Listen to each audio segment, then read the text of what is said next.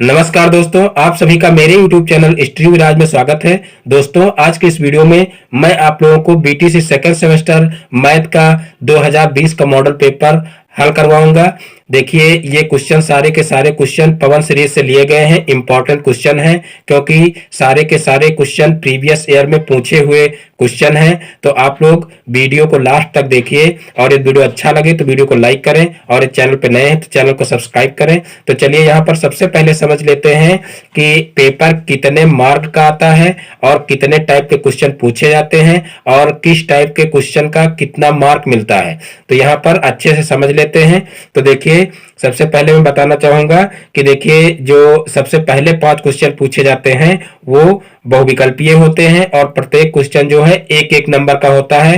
तो इस प्रकार से जो है बहुविकल्पीय क्वेश्चन जो है वो 5 नंबर के पूछे जाते हैं और उसके बाद फिर अतिलघुत्तरीय क्वेश्चन 6 होते हैं और ये भी एक एक नंबर के होते हैं। तो कुल मिलाकर के अतिलघुत्तरीय क्वेश्चन जो होते हैं वो भी 6 नंबर के हो गए और फिर लघुत्तरीय क्वेश्चन 7 पूछे जाते हैं और ये 2-2 नंबर के होते हैं। तो कुल मिलाकर के इसके हो गए 14 नंबर। तो इस प्रकार से कुल 25 नंबर का पेपर होता है और कुल 18 क्वेश्चन होते हैं जो आपको करने होते हैं। तो यहाँ पर देखिए, मैंने भी जो है इस मॉडल पेपर में कुल 18 क्वेश्चन सिलेक्ट किए हैं। तो चलिए सबसे पहला क्वेश्चन शुरू करते हैं।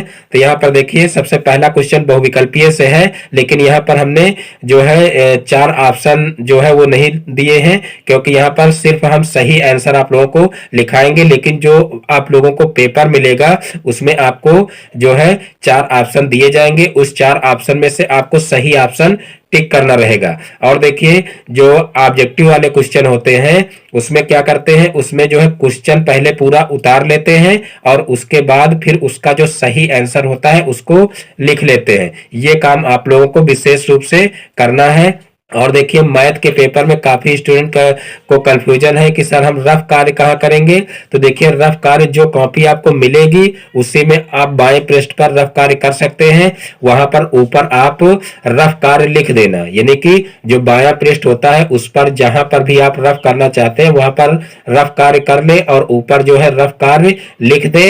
और रफ कार्य करने के बाद हो सके तो उसको तिरछी लाइन से एक बार उसको काट दें और जो है फेयर जो है वो दाहिनी साइड में करें। और अगर बाई साइड में भी फेयर कर रहे हैं तब भी कोई प्रॉब्लम नहीं है, लेकिन जहां पर रफ कार्य कर रहे हैं वहां पर रफ कार्य लिख जरूर दें।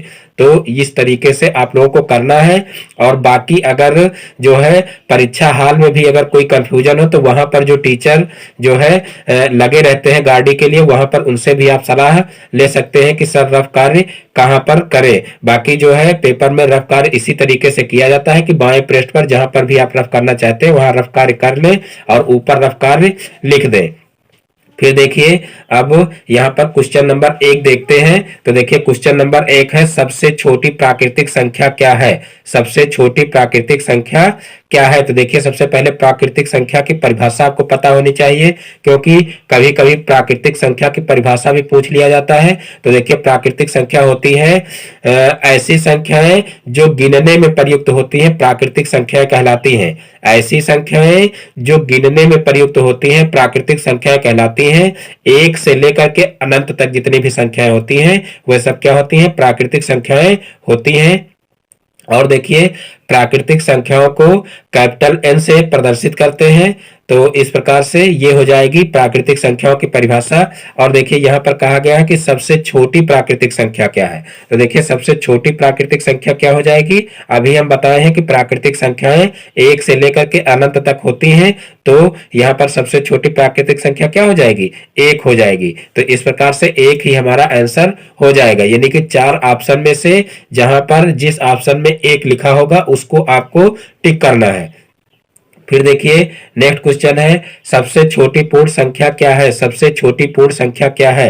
तो देखिए, पूर्ण संख्या की भी परिभाषा पूछ ली जाती है, इसलिए आपको परिभाषा भी पता होनी चाहिए और सबसे छोटी जो है पूर्ण संख्या या सबसे छोटी प्राकृतिक संख्या भी आपको पता होनी चाहिए। तो देखिए, पूर्ण संख्या की परिभाषा होती है, जब प्राकृतिक संख्याओं में 0 को शामिल कर लिया जाता है तो वह संख्याएं क्या कहलाती हैं, पूर्ण संख्याएं कहलाती हैं। जब प्राकृतिक संख्याओं में जीरो को शामिल कर लिया जाता है तो वह संख्या क्या हो जाती हैं? वह संख्याएं पूर्ण संख्याएं हो जाती हैं। और देखिए सबसे छोटी पूर्ण संख्या फिर क्या हो जाएगी? तो सबसे छोटी पूर्ण संख्या हो जाएगी जीरो, क्योंकि जो पूर्ण संख्याएं होती हैं वो जीरो से लेकर के अनंत तक होती हैं और प्राकृतिक संख्याएं एक से लेकर के अनंत तक होती हैं। तो इस प्रकार से सबसे छोटी पूर्ण संख्या क्या हो जाएगी? तो यहाँ पर आंसर में आ जाएगा जीरो। और देखिए इसको जो है डब्ल्यू से प्रदर्शित करते हैं, क्योंकि पूर्ण संख्याओं को जो है होल नंबर इंग्लिश में कहते हैं, तो इसीलिए जो है पूर्ण संख्याओं को डब्ल्यू से प्रदर्शित करते हैं। फिर देखिए नेक्स्ट क्वेश्चन है, देखिए यहाँ पर एक चीज और आप लोगों को बताना चाहूंगा कि देखिए पूर्ण संख्या और पूर्णांक में अंतर आप लोग जरूर क्लियर कर लीजिए, क्योंकि काफी स्टूडेंट अभी भी इसमें कंफ्यूज हैं, क्योंकि पूर्ण संख्या और पूर्णांक में दोनों में अंतर है। देखिए जो पूर्ण संख्याएं होती हैं वो जीरो से लेकर के अनंत तक होती हैं, प्राकृतिक संख्याएं एक से लेकर के अनंत तक होती हैं, लेकिन जो पूर्णांक संख्याएं होती हैं वो पूर्णांक संख्याएं जीरो से लेकर के अनंत तक तो होती ही हैं, और सभी माइनस वाली संख्याएं भी क्या होती हैं? पूर्णांक होती हैं।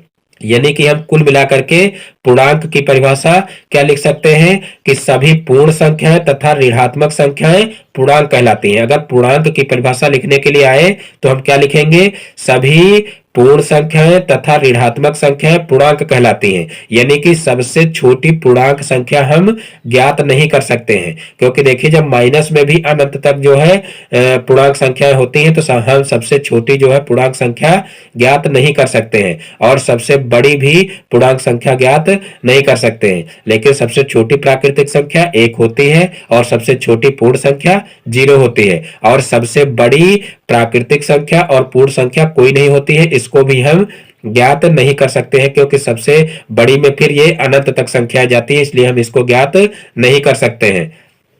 अब देखते हैं नेक्स्ट क्वेश्चन। तो देखिए नेक्स्ट क्वेश्चन है क्वेश्चन नंबर 3।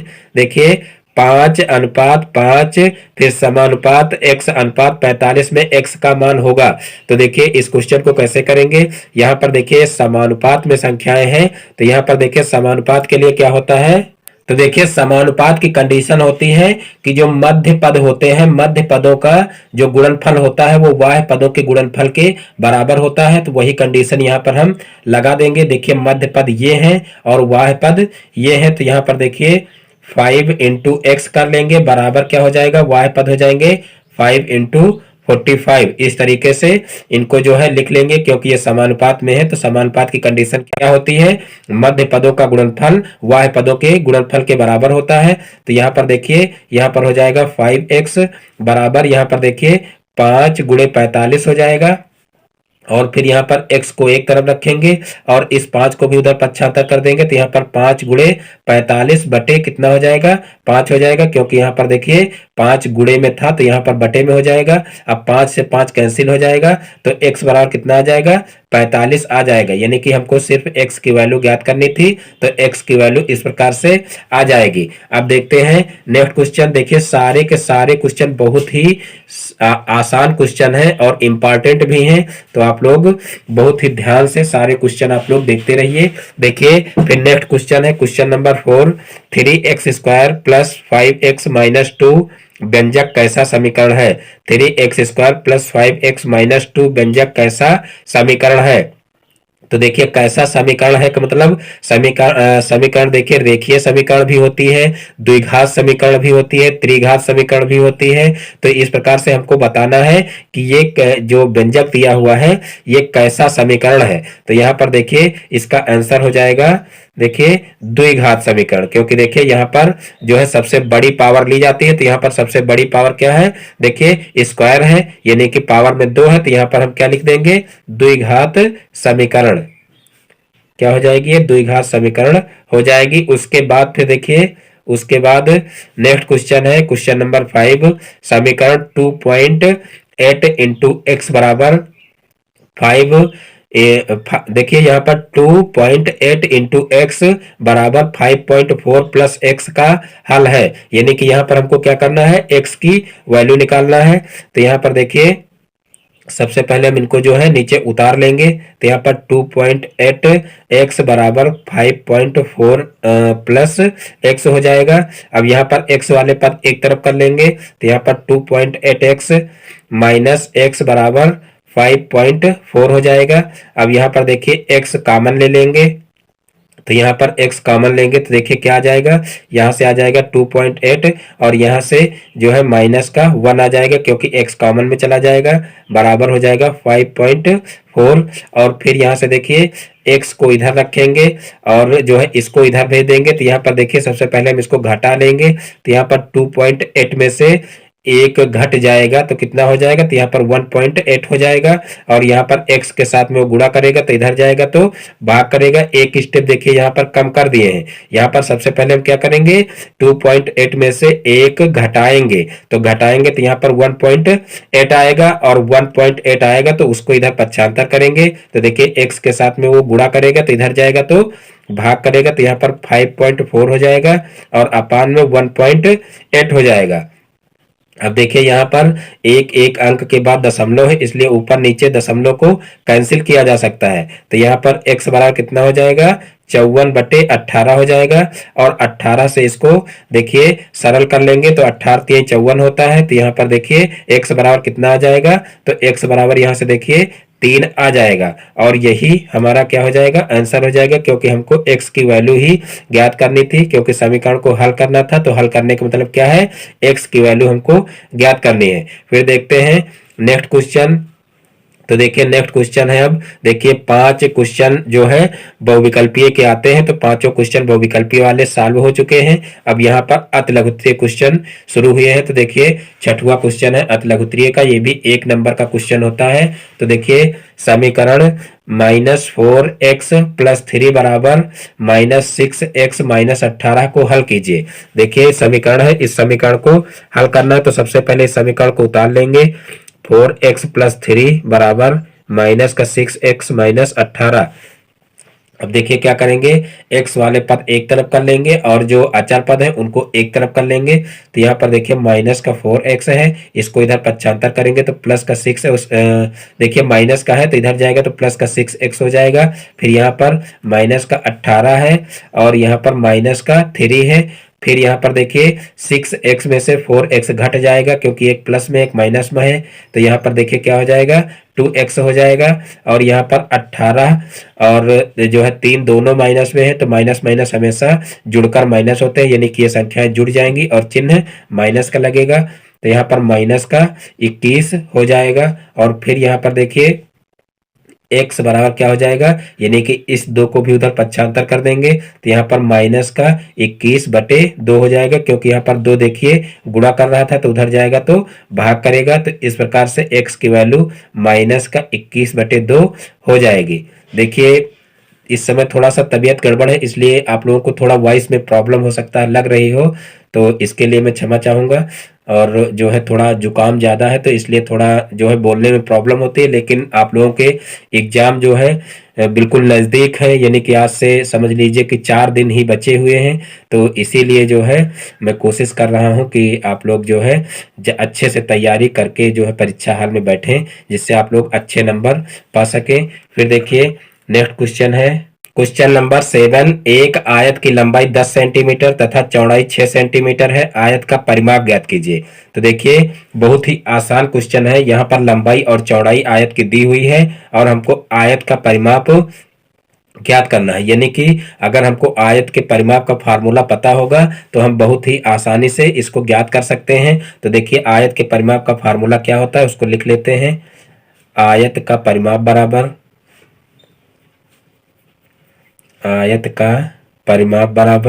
तो देखिए आयत का परिमाप होता है 2 लंबाई प्लस चौड़ाई, यानी कि ब्रैकेट के अंदर लंबाई प्लस चौड़ाई होता है और आगे 2 गुणे में होता है। तो यहाँ पर 2 गुणे, यहाँ पर देखिए लंबाई कितनी दी हुई है, 10 दी हुई है तो 10 लिख लेंगे, प्लस चौड़ाई कितनी दी हुई, 6 दी हुई है तो 6 लिख लेंगे। तो यहाँ पर 2 इंटू यहाँ पर 10 में 6 जोड़ेंगे तो कितना हो जाएगा, 16 हो जाएगा। तो यहाँ पर 16 दूना 32 हो जाएगा। तो इस प्रकार से जो है आयत का जो है परिमाप निकल आएगा। यहाँ पर देखिए सेंटीमीटर में दिया हुआ है, इसलिए 32 सेंटीमीटर हमारा आंसर हो जाएगा। तो इस प्रकार से ये क्वेश्चन भी लग जाएगा। अब देखते हैं नेक्स्ट क्वेश्चन। तो देखिए नेक्स्ट क्वेश्चन है 5 पुस्तकों का मूल्य 7 पुस्तकों के मूल्य से 72 रुपये कम है, एक पुस्तक का मूल्य ज्ञात कीजिए। तो देखिए इस क्वेश्चन को कैसे करेंगे। तो देखिए दिया हुआ है कि 5 पुस्तकों का मूल्य 7 पुस्तकों के मूल्य से 72 रुपये कम है।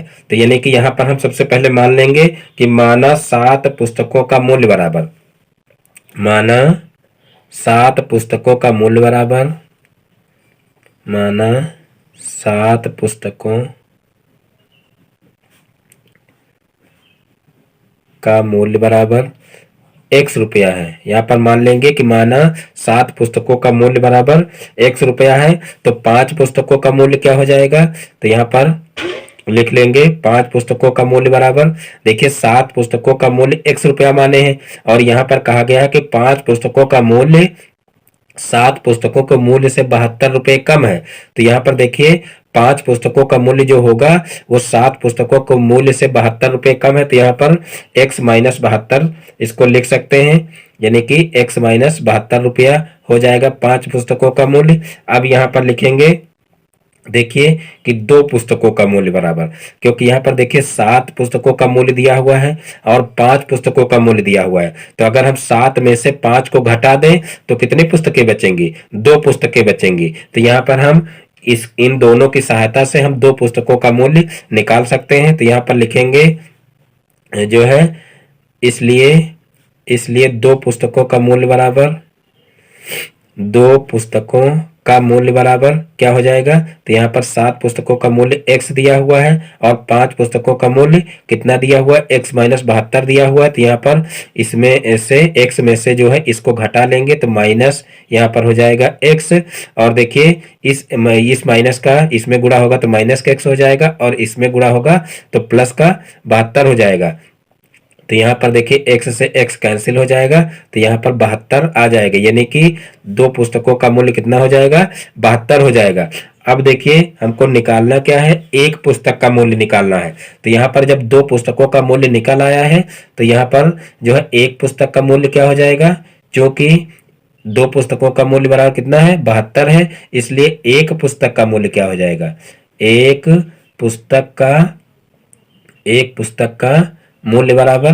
तो देखिए एक पुस्तक का मूल्य क्या हो जाएगा, 72/2 हो जाएगा, यानी कि 2 का जितना मूल्य है उसको अगर हम 2 से भाग कर दे तो एक पुस्तक का मूल्य निकल आएगा। तो यहाँ पर 72 को 2 से भाग करेंगे तो कितना हो जाएगा, देखिए 2 तिहाई 6 और 2 छक्का 12, यानी कि जो है 36 हमारा आंसर आ जाएगा। यानी कि एक पुस्तक का मूल्य कितना हो जाएगा, 36 रुपया हो जाएगा और यही हमारा आंसर हो जाएगा। देखिए इससे पहले मैं एक वीडियो में इस क्वेश्चन को बता चुका हूं, तो वहां पर थोड़ा बताने का तरीका दूसरा है। आप लोग चाहें तो उस टाइप से भी कर सकते हैं। अगर ये टाइप आप लोगों को समझ में ना आए तो वहां पर उस टाइप से भी कर सकते हैं। यहाँ पर थोड़ा सा आप लोगों को हिंट दिए दे रहे हैं कि कैसे वहां पर किए हैं। यहाँ पर देखिए दिया हुआ है 5 पुस्तकों का मूल्य 7 पुस्तकों के मूल्य से 72 रुपये कम है।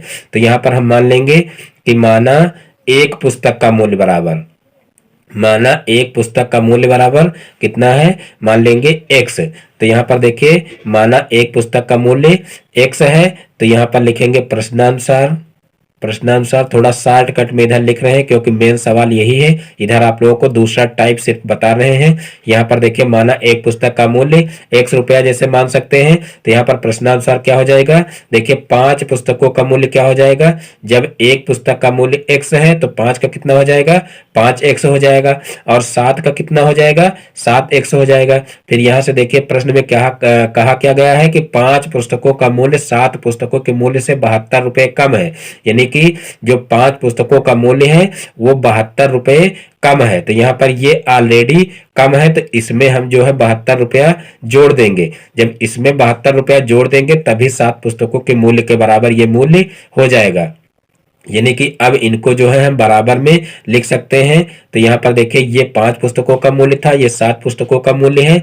अब जब 5 वाले में 72 जोड़ देंगे तो ये 7 के बराबर हो जाएगा, तो इस रूप में लिख सकते हैं। अब यहाँ से x की वैल्यू निकाल लेंगे, तो देखिए यहाँ पर हो जाएगा, देखिए 7x को इधर ही रखेंगे और इसको इधर पक्षांतर करेंगे तो माइनस का 5x हो जाएगा, और बराबर में 72 है तो बराबर में 72 रहेगा। अब यहाँ से देखिए 7 में से 5 जाएगा तो कितना हो जाएगा, 2 हो जाएगा, और x है तो x भी रहेगा, यानी कि 7x में से 5x जाएगा तो 2x बचेगा यहाँ पर, और बराबर में 72 है तो 72 रहेगा। अब x बराबर यहाँ पर देखिए 2 गुणा कर रहा है तो इधर जाएगा तो भाग करेगा तो यहाँ पर 72/2 हो जाएगा। अब यहाँ पर 2 तिहाई 6 हो जाएगा और 2 छक्का 12, यानी कि x बराबर कितना आ जाएगा, 36 आ जाएगा। और देखिए हमने एक पुस्तक का मूल्य ₹1 माना था, तो यहाँ पर x की वैल्यू कितनी आ गई है, 36 आ गई है, यानी कि एक पुस्तक का मूल्य कितना हो जाएगा, ₹36 हो जाएगा।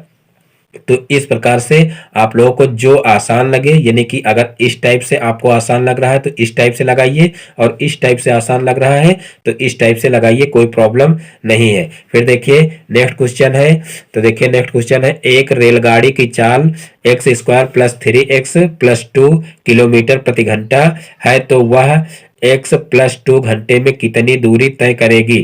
तो देखिए इसको कैसे करेंगे, तो देखिए यहां पर सबसे पहले हम रेलगाड़ी की चाल लिख लेंगे। रेलगाड़ी की चाल बराबर, रेलगाड़ी की चाल देखिए दिया हुआ है x² + 3x + 2 किलोमीटर प्रति घंटा, किलोमीटर प्रति घंटा दिया हुआ है। फिर देखिए यहाँ पर जो है क्या दिया हुआ है, तो वह इतने घंटे में कितनी दूरी तय करेगी, यानी कि यहाँ पर समय भी दिया हुआ है। तो समय क्या दिया हुआ है, x + 2 घंटा, x + 2 घंटा दिया हुआ है, और हमको निकालना क्या है, हमको दूरी निकालनी है। तो दूरी यहाँ पर हमको निकालनी है, तो यहाँ पर देखिए चाल बराबर फार्मूला होता है, चाल बराबर दूरी बटे समय, चाल बराबर दूरी बटे समय फार्मूला होता है। तो यहाँ पर देखिए हमको निकालना क्या है, दूरी निकालना है। तो यहाँ पर देखिए क्रॉस मल्टीप्लाई करेंगे, क्रॉस मल्टीप्लाई करेंगे तो यहाँ पर दूरी बराबर क्या आ जाएगा, दूरी बराबर आ जाएगा चाल गुणे समय, चाल गुणे समय। तो देखिए यहाँ पर दूरी बराबर चाल गुणे समय आ जाएगा, और चाल देखिए यहाँ पर कितनी दी हुई है, चाल दी हुई है x² + 3x + 2, और समय कितना दिया हुआ है, समय दिया हुआ है x + 2। इन दोनों का क्या करेंगे, गुणा करेंगे। तो यहाँ पर देखिए इनका गुणा कर लेंगे, यहाँ पर x² का x से करेंगे तो x³ हो जाएगा। फिर यहाँ पर x² का 2 से करेंगे तो प्लस का 2x² हो जाएगा। फिर 3x का x से करेंगे तो 3x² हो जाएगा। फिर 3x का 2 से करेंगे तो 3 दूना 6x हो जाएगा। फिर 2 का x से करेंगे तो 2x हो जाएगा। फिर 2 का 2 से करेंगे तो प्लस का 4 हो जाएगा। अब देखिए यहाँ पर x वाला पद सिर्फ x³ वाला पद सिर्फ 1 है, तो यहाँ पर इसी को उतार लेंगे, x³ हो जाएगा। तो देखिए x² वाले पद कितने हैं, 2 हैं, तो यहाँ पर दोनों पदों को जोड़ लेंगे। यहाँ पर देखिए 2x² है प्लस 3x² है, तो दोनों को जोड़ेंगे तो कितना हो जाएगा, 3 2 5 हो जाएगा, तो 5x² हो जाएगा। उसके बाद फिर देखेंगे x वाले भी 2 पद हैं, तो यहाँ पर इनको जोड़ लेंगे तो 6 2 8x हो जाएगा, और फिर प्लस का 4 है तो प्लस का 4 लिख लेंगे। तो इस प्रकार से देखिए यहाँ पर क्या आ जाएगा, x³ + 5x² + 8x + 4, और यही हमारा क्या आ जाएगा, यही हमारा आंसर हो जाएगा। तो देखिए यहाँ पर दूरी निकालना था, तो दूरी हमारी यही आ जाएगी, x³ + 5x² + 8x + 4। फिर देखते हैं नेक्स्ट क्वेश्चन। तो देखिए नेक्स्ट क्वेश्चन है क्वेश्चन नंबर 10, सर्व समीकरण का प्रयोग करके देखिए 51² का मान ज्ञात कीजिए। तो देखिए यहाँ पर आप लोग इसको इस टाइप से भी जो है क्वेश्चन को परीक्षा में कर सकते हैं, 51 गुणे 51 करके, लेकिन वो क्या होगा, वो गलत माना जाएगा, क्योंकि यहाँ पर ऑलरेडी दिया हुआ है कि सर्व समीकरण का प्रयोग करके हमको 51 का स्क्वायर ज्ञात करना है। अगर आप यहाँ पर जो है 51 गुणे 51 कर देंगे तो आपका आंसर तो मिल जाएगा, यानी कि आपका आंसर सही आएगा। लेकिन जो क्वेश्चन में कहा गया है उसके हिसाब से आप गलत कर देंगे, इसलिए आपको यहाँ पर नंबर नहीं मिलेंगे। आपको क्या करना है कि 51 के स्क्वायर का मान सर्व समीकरण का प्रयोग करके जो है ज्ञात करना है। तो यहाँ पर देखिए क्या हो जाएगा, 51 का स्क्वायर दिया हुआ है तो इसको हम लिख सकते हैं 50 प्लस 1 का स्क्वायर। तो देखिए यहाँ पर 50 प्लस 1 का होल स्क्वायर इसको लिख सकते हैं, तब भी ये 51 का स्क्वायर ही कहा जाएगा। अब यहाँ पर देखिए a प्लस बी का होल स्क्वायर का फार्मूला बन रहा है, तो यहाँ पर a प्लस बी का होल स्क्वायर का फार्मूला लगा देंगे। तो देखिए इसका फार्मूला क्या होता है, a square plus B square plus 2ab।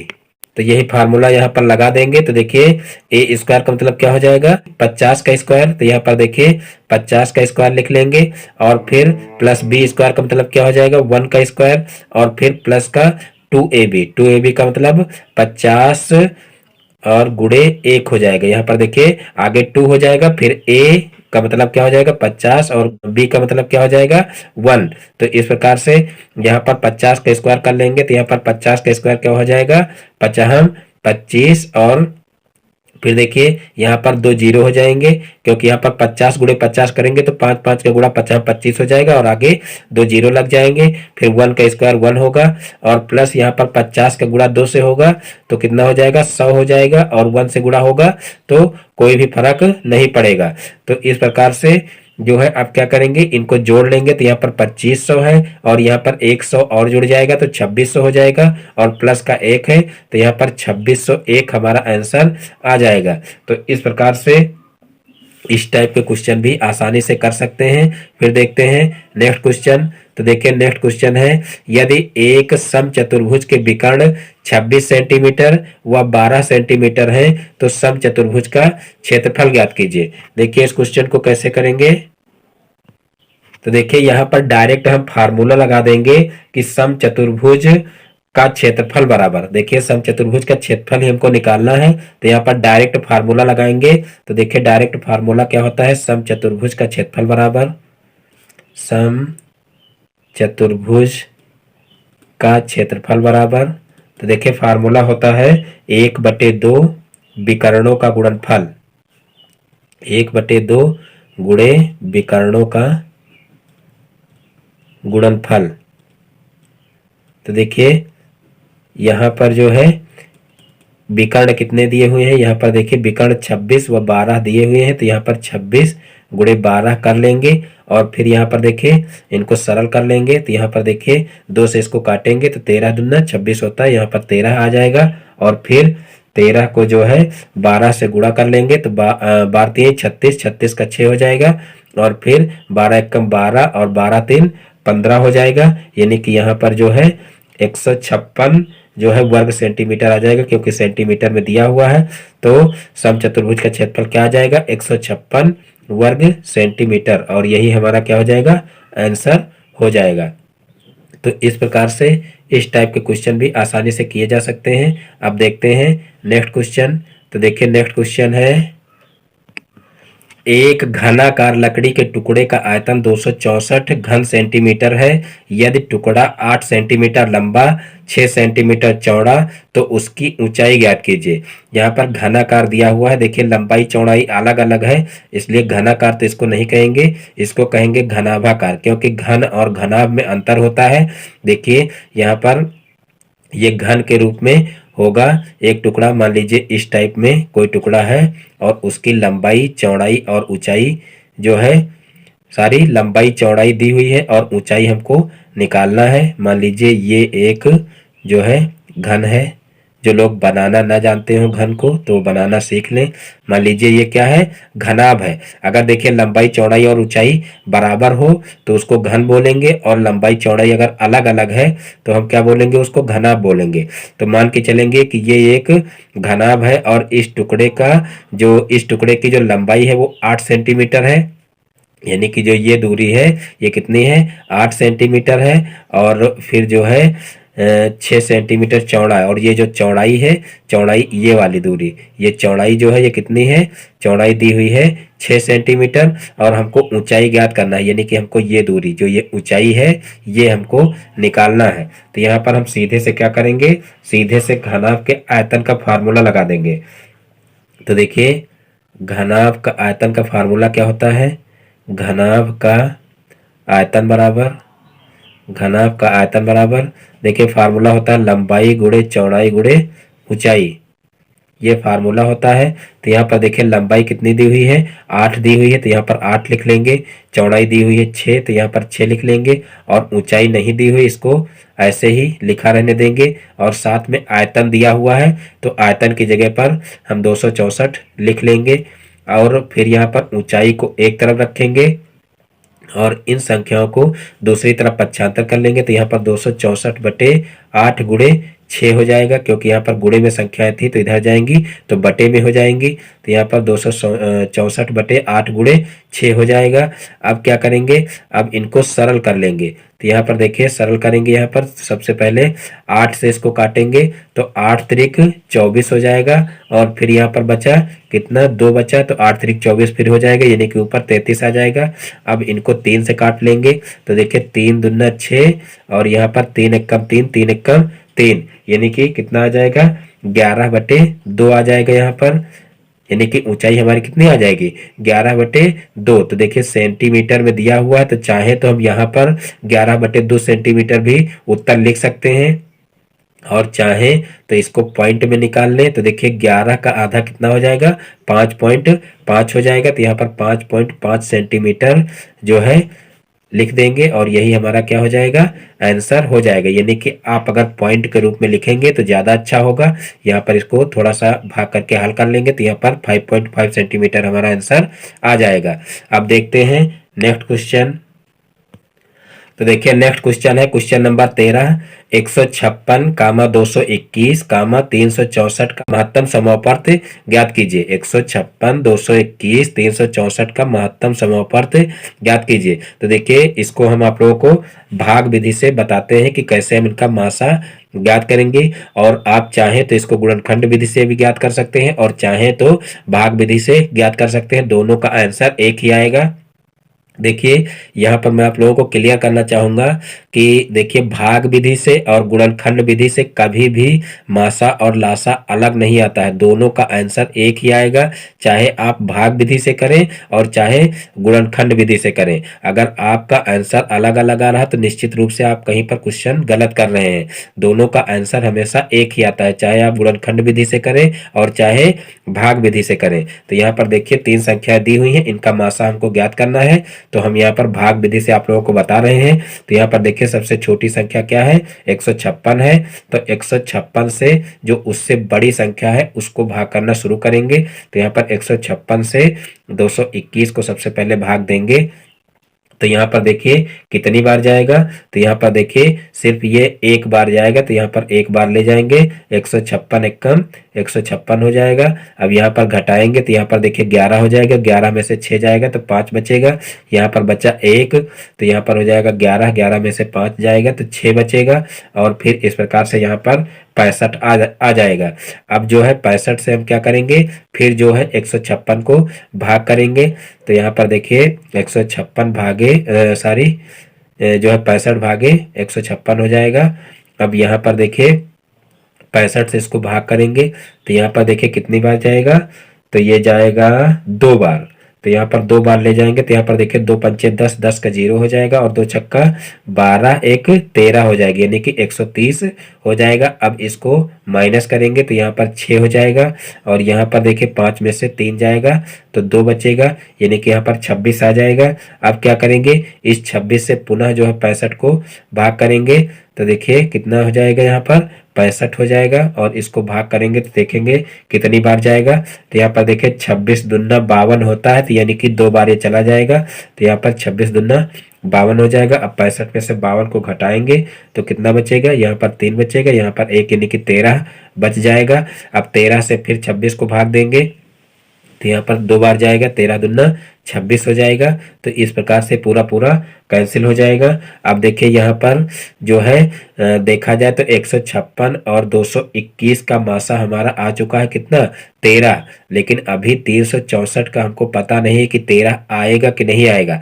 तो अब इस 13 से हम इसको भी भाग करेंगे। तो यहाँ पर हम साइड में आप लोगों को भाग करके दिखा रहे हैं।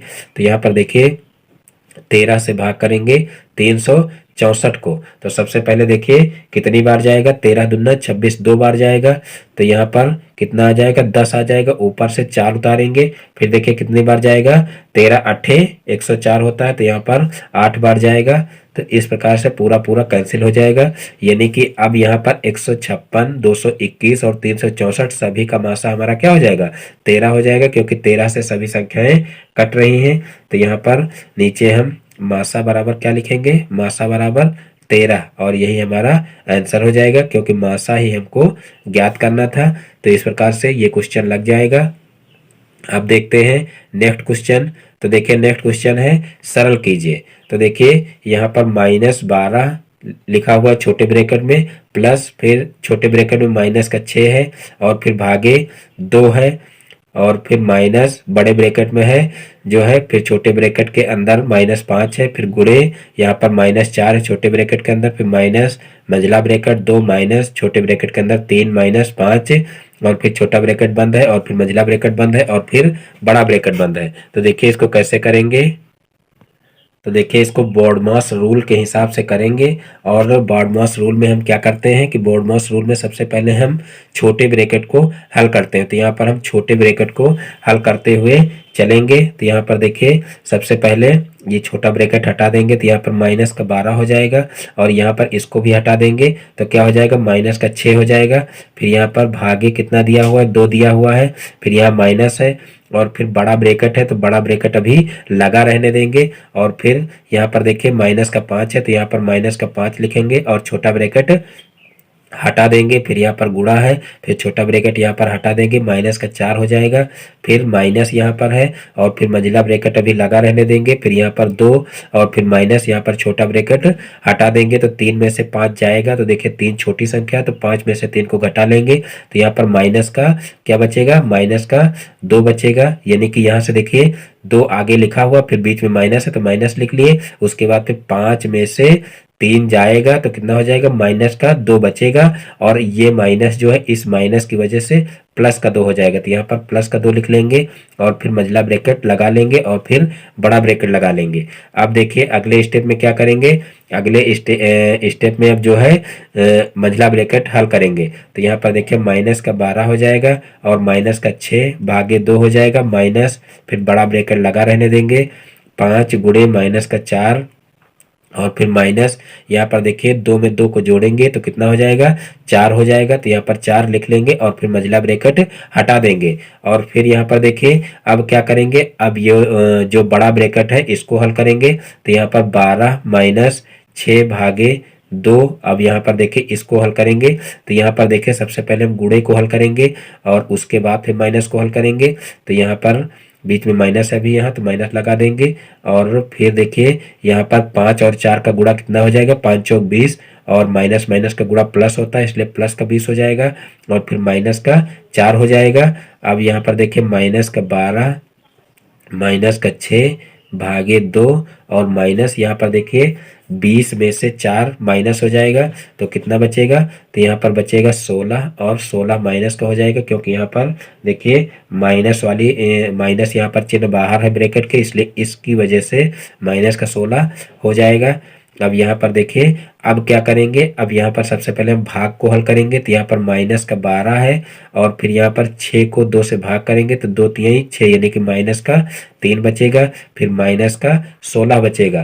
तो यहाँ पर देखिए सभी संख्याएं माइनस में है, तो इन सभी को हम क्या करेंगे, जोड़ लेंगे। तो यहाँ पर देखिए 12 3 15 हो जाएगा, और 15 में 16 जोड़ेंगे तो 31 हो जाएगा, और सभी संख्या माइनस में है इसलिए माइनस का चिन्ह लगेगा, माइनस का 31 ही यहाँ पर आंसर हमारा आ जाएगा। तो इस प्रकार से बॉडमास रूल से बहुत ही आसानी से बॉडमास रूल वाले क्वेश्चन कर सकते हैं। फिर देखिए नेक्स्ट क्वेश्चन है। तो देखिए नेक्स्ट क्वेश्चन है, यदि यदि 5 15 x और 105 समानुपाती है तो x का मान ज्ञात कीजिए। क्या है क्वेश्चन देखिए, यदि 5, 15, x और 105 समानुपाती है तो x का मान ज्ञात कीजिए। तो देखिए समानुपात वाली कंडीशन अभी आप लोगों को बता चुके हैं, इससे पहले भी इस टाइप का एक क्वेश्चन आ चुका है।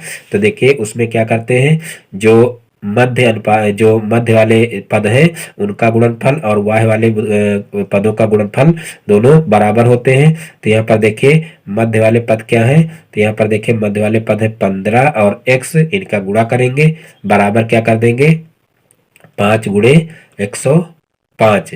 देखिए यहाँ पर कहा गया है कि यदि ये जो है समानुपाती है तब x का मान हमको ज्ञात करना है। तो समानुपात का जो है, समानुपात की कंडीशन क्या होती है कि मध्य पदों का अनुपात जो है मध्य पदों का गुणनफल वाह्य पदों के गुणनफल के बराबर होता है। तो वही यहाँ पर कंडीशन लिख ली गई है। अब यहाँ पर देखिए क्या करेंगे, जो है इनका गुणा करेंगे तो ये 15x हो जाएगा, और फिर जो है इस 15 को क्या करेंगे इधर 75 कर देंगे, क्योंकि यहाँ पर देखिए x के साथ में गुणा कर रहा है, उधर जाएगा भाग करेगा और x की वैल्यू हमको निकालनी है, इसलिए हम क्या करेंगे 15 को भी उधर भेजेंगे। तो यहाँ पर x बराबर क्या हो जाएगा 5 गुणे 105 बटे 15। तो यहाँ पर देखिए 5 से सबसे पहले काटेंगे 15 को, तो 5 3 15 हो जाएगा, फिर 3 से 105 को काटेंगे तो 3 त्रिका 9 हो जाएगा और तीनों पची 15 हो जाएगा, यानी कि x बराबर क्या आ जाएगा, x बराबर 35 आ जाएगा, और यही जो है x का मान हो जाएगा। तो इस प्रकार से इस क्वेश्चन का भी आंसर आ जाएगा और इस टाइप से इस क्वेश्चन को किया जा सकता है। अब देखते हैं नेक्स्ट क्वेश्चन। तो देखिए नेक्स्ट क्वेश्चन है question number 16, x square minus 8x plus 15 को पूर्ण वर्ग बनाकर गुणनखंड कीजिए। देखिए जो क्वेश्चन पूर्ण वर्ग बना करके गुणनखंड करने के लिए कहे जाते हैं उनको आपको पूर्ण वर्ग बना करके ही गुणनखंड करना रहता है। यहाँ पर देखिए अगर इस क्वेश्चन को चाहें तो हम ऐसे भी गुणनखंड कर सकते हैं, यानी कि 15 के गुणनखंड करेंगे तो इसके गुणनखंड क्या आएंगे, तीनों पची 15 और 3 और 5 को जोड़ करके जो है यहाँ पर देखिए 8 आ जाएगा, यानी कि हम इसको ऐसे भी गुणनखंड कर सकते हैं। लेकिन देखिए यहाँ पर जो है पूर्ण वर्ग बना करके गुणनखंड करने के लिए कहा गया है, तो इसलिए हमको पूर्ण वर्ग बना करके ही गुणनखंड करना है। तो देखिए पूर्ण वर्ग कैसे बनाएंगे, तो यहाँ पर देखिए एक फार्मूला होता है a माइनस बी का होल स्क्वायर का फार्मूला। तो देखिए वो फार्मूला होता है a square plus B square minus 2ab। तो यहाँ पर देखिए जो है यहाँ पर जो बी स्क्वायर है, बी स्क्वायर का मतलब यहाँ पर 4 का स्क्वायर होना चाहिए था, तो यहाँ पर 4 चौक 16 होना चाहिए था। तो यहाँ पर हम एक अनुमान लगा सकते हैं कि अगर इसमें एक को अगर ऐड कर दिया जाए तो पूर्ण वर्ग बन सकता है। तो यहाँ पर हम चाहें तो इसमें एक जोड़ करके और एक घटा करके इसको पूर्ण वर्ग बना सकते हैं। और देखिए इसमें ये भी लिखा जा सकता है कि x के गुणांक का आधे का वर्ग करके जोड़ने तथा घटाने पर, तो ये भी यहाँ पर लिख सकते हैं। तो देखिए हम जो है क्या करेंगे, यहाँ पर x के गुणांक, x का गुणांक देखिए कितना है 8 है, तो x के गुणांक 8 के आधे, आधे का मतलब क्या हो जाएगा 4, 4 का वर्ग कितना होगा 16 होगा। तो 16 जो है इसका क्या होना चाहिए, तृतीय पद होना चाहिए। ये हमको जो है देख करके ही पता चल जाना चाहिए, तृतीय पद होना चाहिए। तो यहाँ पर हम क्या करेंगे, इसमें हम एक जोड़ देंगे और एक को घटा देंगे। तो यहाँ पर हम देखिए पूर्ण वर्ग बनाने के लिए क्या करेंगे, देखिए आता है एक जोड़ने पर व्यंजक, एक जोड़ने पर व्यंजक पूर्ण वर्ग बन जाएगा, पूर्ण वर्ग बन जाएगा। तो यहाँ पर देखिए ये पूर्ण वर्ग बन जाएगा। तो यहाँ पर देखिए क्या करेंगे, देखिए एक हम केवल अगर जोड़ देंगे तो इस व्यंजक पर क्या होगा, यानी कि इस व्यंजक का मान बदल जाएगा। तो हमको मान इसका चेंज नहीं करना, यानी कि जो है रखना वही है हमको। लेकिन अब हम जो है यहाँ पर अगर एक जोड़ दें तो ये पूर्ण वर्ग बन जाएगा। तो यहाँ पर देखिए हम व्यंजक का मान परिवर्तित ना हो इसके लिए क्या करेंगे, यहाँ पर एक जोड़ेंगे और एक घटाएंगे भी। तो यहाँ पर प्लस का 1 कर देंगे और माइनस का 1 कर देंगे। तो इस प्रकार से जो है इसका मान चेंज नहीं होगा। तो यहाँ पर देखिए इसको इस रूप में ब्रैकेट में लिख सकते हैं। अब यहाँ पर देखिए जो है क्या हो जाएगा, अब इसका मान जो है पूर्ण वर्ग के रूप में हो जाएगा। तो यहाँ पर इसको क्या लिख सकते हैं, इसको लिख सकते हैं एक्स स्क्वायर माइनस 8x और प्लस का 16, और जो है ये हो जाएगा एक ब्रैकेट में, और जो है ये हो जाएगा माइनस का 1। अब इसको लिख सकते हैं a माइनस बी का होल स्क्वायर। तो देखिए a माइनस बी का होल स्क्वायर का मतलब क्या हो जाएगा, यहाँ पर देखिए ए स्क्वायर की जगह पर क्या हो जाएगा, एक्स हो जाएगा, और बी स्क्वायर का मतलब क्या हो जाएगा, यहाँ पर चार जो है 4 चौक 16, यहाँ पर देखिए 4 का स्क्वायर बन रहा है तो यहाँ पर 4 का स्क्वायर हो जाएगा। तो इस प्रकार से ए माइनस बी का होल स्क्वायर का ये फार्मूला बन जाएगा। और यहाँ पर देखिए 1 को भी स्क्वायर लिख सकते हैं, तो यहाँ पर 1 का स्क्वायर लिख देंगे। तो यहाँ पर देखिए एक फार्मूला और हमारा बन जाएगा। तो यहाँ पर देखिए क्या फार्मूला बनेगा, ए स्क्वायर माइनस बी स्क्वायर। तो यहाँ पर ए स्क्वायर माइनस बी स्क्वायर वाला फार्मूला लगा देंगे, तो यहाँ पर हो जाएगा ए प्लस बी, ए माइनस बी। तो यहाँ पर देखिए हो जाएगा एक्स माइनस 4 प्लस का 1, और एक ब्रैकेट में हो जाएगा एक्स माइनस 4 माइनस का 1। तो देखिए इनको जोड़ लेंगे, तो यहाँ पर देखिए क्या हो जाएगा, x देखिए 4 में से 1 घट जाएगा तो माइनस का 3 हो जाएगा। और यहाँ पर देखिए 4 में से जो है सारी 4 में 1 जुड़ जाएगा, क्योंकि माइनस माइनस जुड़ते हैं। तो यहाँ पर क्या हो जाएगा, x माइनस 5 हो जाएगा। तो इस प्रकार से इसके गुणनखंड क्या हो जाएंगे, x माइनस 3 और x माइनस 5, और यही हमारा आंसर हो जाएगा। तो इस प्रकार से देखिए पूर्ण वर्ग बनाने के लिए क्या करते हैं, पूर्ण वर्ग बनाने के लिए जो x का गुणांक होता है उसके आधे का वर्ग करके जो है उसको जोड़ देते हैं या घटा देते हैं, ये नियम होता है। तो यहाँ पर देखिए, यहाँ पर हम थोड़ा सा दूसरी टाइप से किए हैं, यानी कि हमको अनुमान लग रहा है कि अगर इसमें एक जोड़ दें और एक घटा दें तब जो है ये पूर्ण वर्ग में हो जाएगा। और अगर हम इस तरीके से करते हैं कि x के गुणांक जो है, x के गुणांक 8 का आधे का वर्ग करके जोड़ने, यानी कि आधे का वर्ग क्या हो जाएगा, 4 चौक 16, 16 हो जाएगा। 16 इसमें जोड़ देते और 16 घटा देते, तब भी ये जो है इतना ही आंसर इसका आता। तो उस टाइप से भी इसको किया जा सकता है। अब देखते हैं नेक्स्ट क्वेश्चन। तो देखिए नेक्स्ट क्वेश्चन है, पार्श्व चित्र में त्रिभुज ABC तथा त्रिभुज PQR समरूप है, त्रिभुज PQR की शेष भुजाएं ज्ञात कीजिए। तो देखिए समरूप त्रिभुज दिया हुआ है जो कि आप लोगों को चित्र में दिख रहा है। यहाँ पर देखिए ये एक त्रिभुज दिया हुआ है और एक ये त्रिभुज दिया हुआ है, ये दोनों समरूप त्रिभुज है। देखिए कुछ स्टूडेंट अभी तक जो है समरूप त्रिभुज और सर्वांगसम त्रिभुज, इन दोनों में अंतर नहीं समझ पाए हैं। तो आप लोग आज इस चीज को सबसे पहले क्लियर कर लीजिए कि समरूप क्या होता है और सर्वांगसम क्या होता है। तो देखिए समरूप का मतलब होता है कि जो त्रिभुज या कोई भी आकृति हो उसी के रूप जैसी हो। देखिए जो त्रिभुज हो या कोई और आकृति हो उसी के जैसे हो, जैसे कि यहाँ पर हम ले लें एक गोला ये है और एक गोला ये है, गोला कह लीजिए या वृत्त कह लीजिए, तो ये क्या है, ये समरूप है, यानी कि ये एक जैसे है, एक रूप वाले हैं। देखिए यहाँ पर रूप दिया हुआ, तो आप ये ध्यान रखिए कि समरूप मतलब समान रूप वाले, जो देखने में एक जैसे हो वो क्या हो जाएंगे, समरूप हो जाएंगे। यहाँ पर छोटे बड़े से हमारा मतलब नहीं है, लेकिन जो सर्वांगसम होता है, तो सर्वांगसम में होता है कि वो जो त्रिभुज हो या कोई और आकृति हो, उस आकृति के ऊपर अगर रखा जाए तो जो नीचे वाली आकृति है वो हमको दिखनी नहीं चाहिए। कुल मिलाकर के हम कह सकते हैं कि उसकी माप जो है दूसरी आकृति के माप के बराबर होनी चाहिए। यानी कि अगर जो है सर्वांगसम वृत्त की बात की जाए, तो जैसे ये वृत्त है तो दूसरा वृत्त सर्वांगसम तभी हो सकता है जब इसी के ऊपर इस तरीके से पूरा सेट बैठ जाए, और त्रिभुज सर्वांगसम तभी हो सकते हैं जब जैसे मान लीजिए ये त्रिभुज है तो यहाँ पर इस त्रिभुज के ऊपर ऐसे दूसरा त्रिभुज रखे तो पूरा पूरा इसको कवर कर ले, यानी कि जो है नीचे वाला त्रिभुज दिखाई ना दे। तो इस प्रकार से देखिए सर्वांगसम की जो 3 या 4 कंडीशन होती हैं। देखिए जैसे सारी भुजाएं बराबर हों, जो त्रिभुज दिए हो दो, सारी भुजाएं बराबर हों तो त्रिभुज सर्वांगसम हो सकता है। दो कोण बराबर हो, एक भुजा बराबर हो, तब भी त्रिभुज सर्वांगसम हो सकते हैं। और जब दो भुजाएं बराबर हो और एक कोण बराबर हो तब भी जो है त्रिभुज सर्वांगसम हो सकते हैं। तो ये कंडीशन होती है सर्वांगसम की।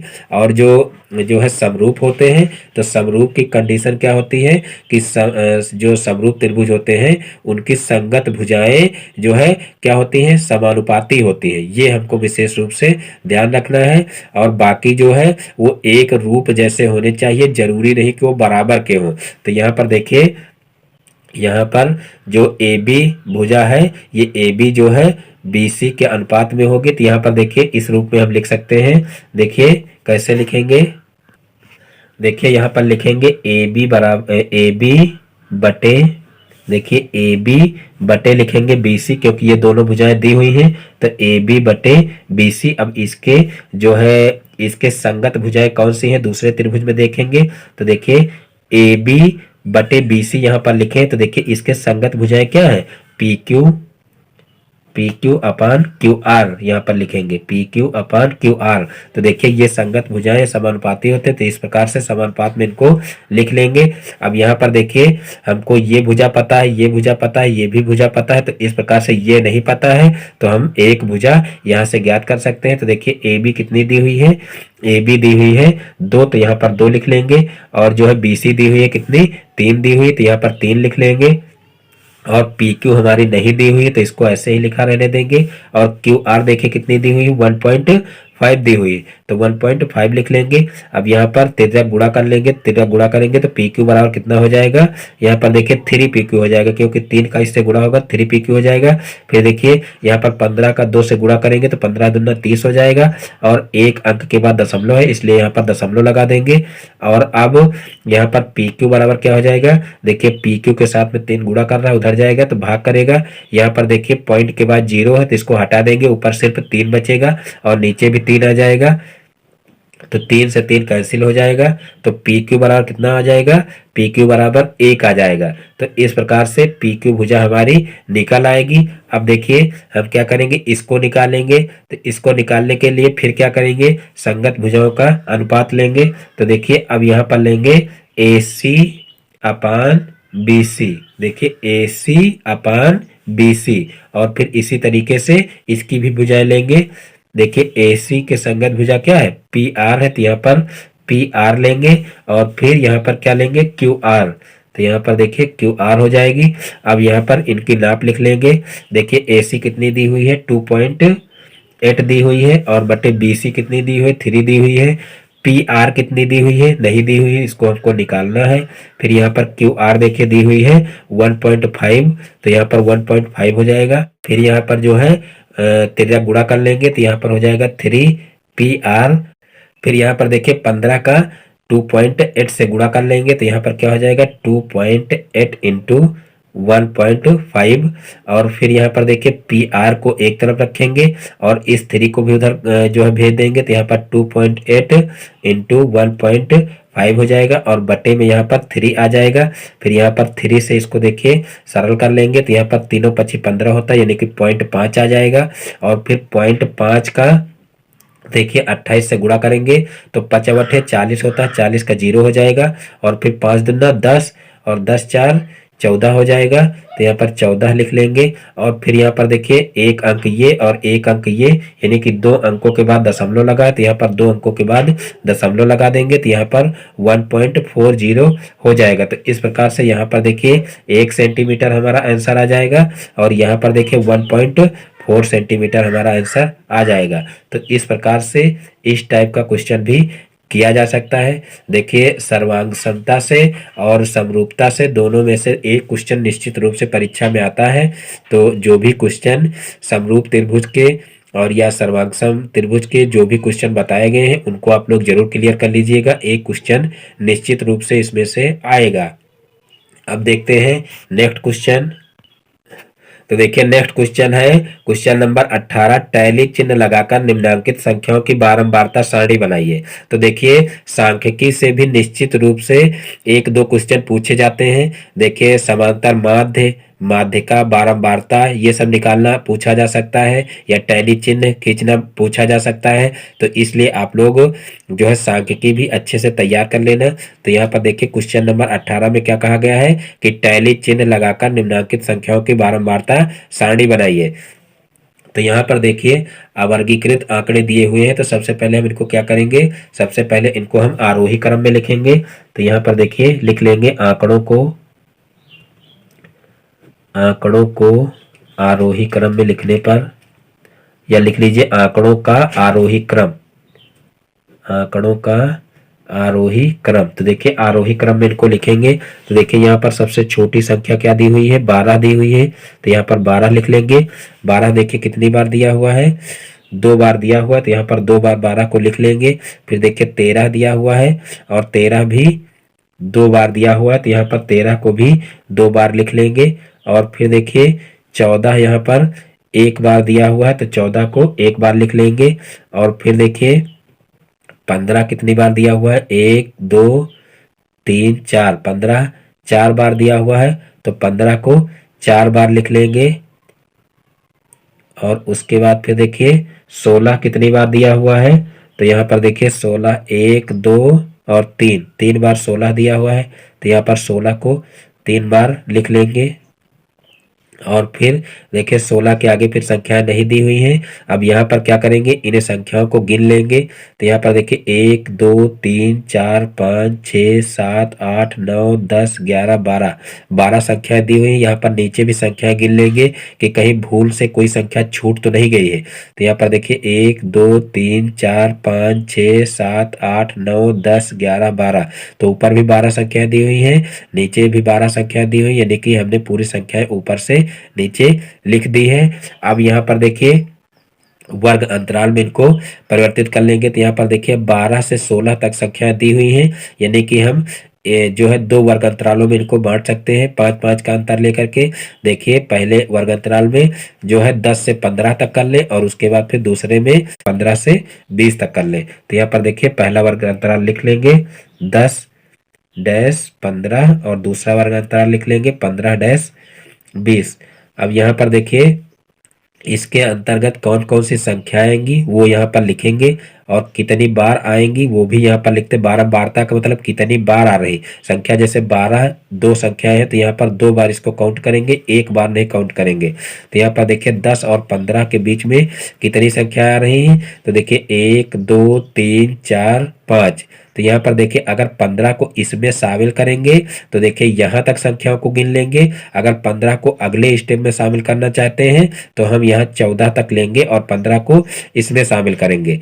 देखिए यहाँ पर कुछ स्टूडेंट कंफ्यूज रहते हैं कि यहाँ पर अगर इसमें शामिल कर लिया जाता है तो कहते हैं सर इसमें इसको क्यों शामिल कर लिया गया है, और अगर इसमें शामिल कर लिया जाता है तो कहते हैं सर जी इसमें क्यों इसको शामिल नहीं किया गया है। तो देखिए यहाँ पर जो लिमिट दी हुई है, तो देखिए जो वर्गांतराल ऊपर से नीचे तक दिए रहते हैं उसमें जो है क्या करते हैं कि हमको एक नियम लगाना है, यानी कि यहाँ पर अगर 15 में इसको जो है यहाँ पर 15 जैसे जो है अपर लिमिट है, तो यहाँ पर अपर लिमिट 15 है, तो अगर 15 में इसको शामिल करेंगे तो 20 में नीचे जो है 20 को भी शामिल करना पड़ेगा। और अगर 15 को हम अगले जो है वर्गांतराल में शामिल कर रहे हैं तो यहाँ पर 20 को इसमें नहीं शामिल करेंगे, अगले वाले में शामिल करेंगे। ये नियम लगा करके चलना है, बाकी दोनों में हम शामिल कर सकते हैं, कोई दिक्कत नहीं है। यानी कि यहाँ पर 15 जो संख्याएं आ रही हैं इसको चाहे तो हम इसमें शामिल करें, फिर अगर 20 वाली संख्याएं आ रही हैं आगे तो 20 को फिर इसमें शामिल करना पड़ेगा। और अगर यहाँ पर 15 अगले वर्ग अंतराल में अगर शामिल कर रहे हो तो यहाँ पर 20 को भी अगले वर्ग अंतराल में शामिल करना पड़ेगा। ये विशेष रूप से ध्यान रखना है, बस बाकी कोई प्रॉब्लम नहीं है। तो यहाँ पर देखिए हम जो है इससे पहले इस क्वेश्चन को करवाए थे, तो यहाँ पर देखिए 15 को इसी में शामिल कर लिए थे, वो भी क्वेश्चन सही है। और अगर हम चाहें तो यहाँ पर देखिए 10 और 15 के बीच में कितनी संख्या है, 1 2 3 4 5, तो यहाँ पर हम 5 लिख सकते हैं। और फिर 15 और 20 के बीच में कितनी संख्या है, तो देखिए 1 2 3 4 5 6 7, तो यहाँ पर 7 है, तो यहाँ पर 7 लिख सकते हैं।